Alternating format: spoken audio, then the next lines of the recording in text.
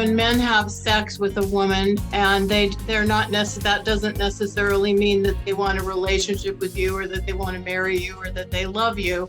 And that if that happens early on, they may not have had an opportunity to bond with you in other ways, emotionally, psychologically, mentally.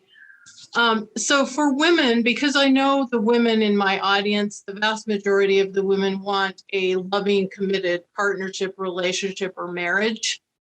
How do women maneuver in that situation? Because I think there's a lot of confusion and there's a lot of pressure even in terms and a lot of different advice on how and when to have sex or how to communicate about that. I guess I'm asking, do women have a conversation with a man about what he wants before they get involved with them sexually? What's the way to navigate this for women that want a loving, committed partnership type relationship? Well, it's a big question. There's a lot of long answers to that. I'm going to try and say as short as I can here. There's so much pressure on women to have sex right away. And there's also more pressure than ever for men to have sex right away. Men have always felt an internal pressure to have sex, but it wasn't so much tied to our ego as it is now, because the appearance is that all men are having sex right away. And therefore, if you don't get laid, when I was a teenager, if you didn't get laid or a young man, that would be, well, not everybody's getting laid, but it appears to be that everybody's getting laid. That's not the truth, but it does appear that way. And males hear that. And why aren't they scoring? And if they don't score, it's a blow to their ego. And as I've been saying, a blow to the ego is he wasn't successful. Testosterone goes down. He tends to not bond. All right. So you want him to be successful. And what he thinks what would make him feel so successful is to be like all the other guys are getting sex on the first date. And there's no doubt about it. It's going to feel really good. There's no question about it for him. Not all women are going to feel that great with it, but they're going to, feel happy that they pleased him and whatever. And they're thinking that maybe we'll have a good relationship. And I don't want to sabotage having a relationship. And some women might tend to be more sexual. And so she'll have a fun time. And so it's a fun time, but it's not going to turn into a long-term relationship. That's what you have to know, is that when men ejaculate, they detach dramatically. And if there's nothing sticking them in their mind and in their heart and some positive experiences together where he felt successful, he'll feel successful in the bedroom up until after the ejaculation. After the ejaculation, what happens is his testosterone goes down. There'll be a slump. And you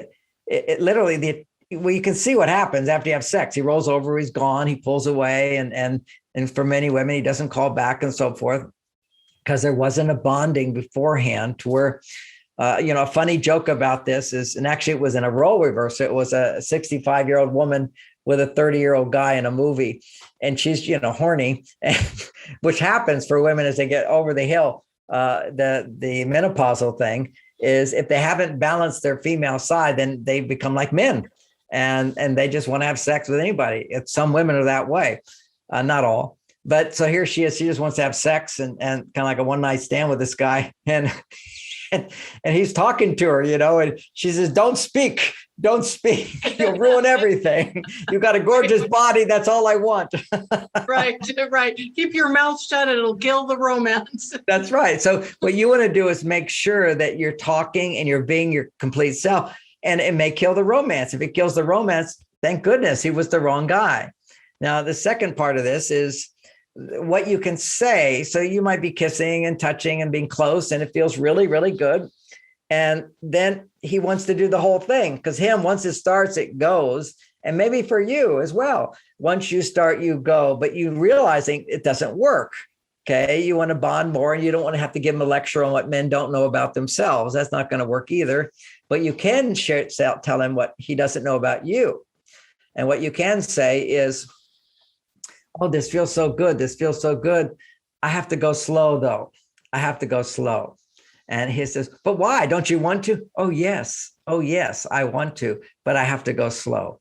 And then we should say goodnight, or we should go Go watch a movie. We should go get out of the room, get moving. Don't just stay there, have a big conversation, kissing, and then stop. We need to stop. I love the kissing, but I don't want to go, it's like first base, second base, third base, that old fashioned thing. I'm kind of an old fashioned girl. You can say that, by the way.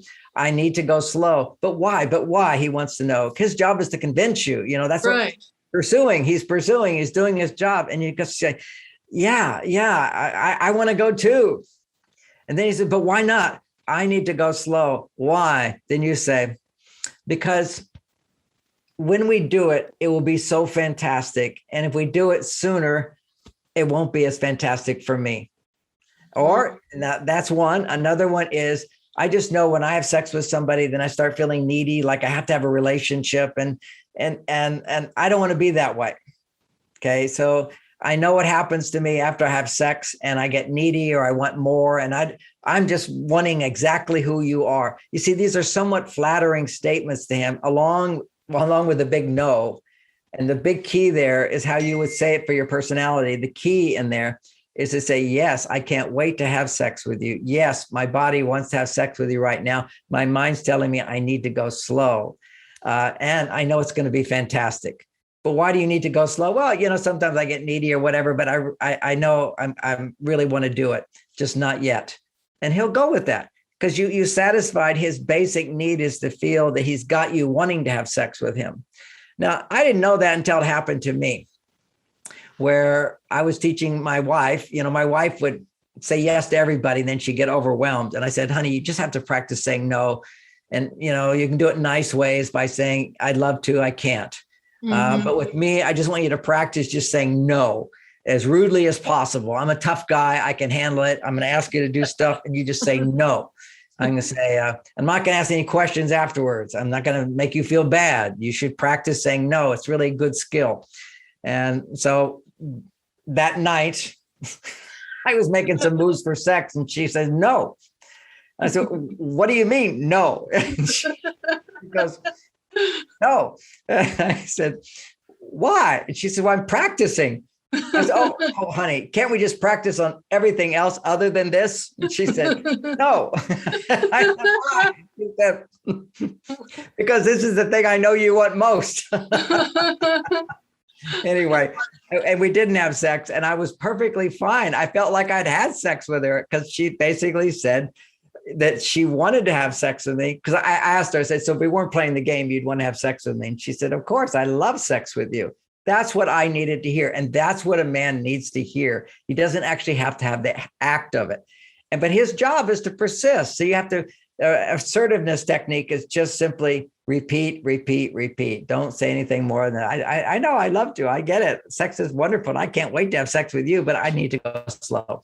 And then you'll satisfy that pressure he has to score. So we didn't have sex, but she wanted to. Yeah. And then he doesn't feel rejected. And then also a woman can be in tune with what feels right for her. She's not giving it out of pressure or out of obligation or out of trying to manipulate or control what's happening in the relationship.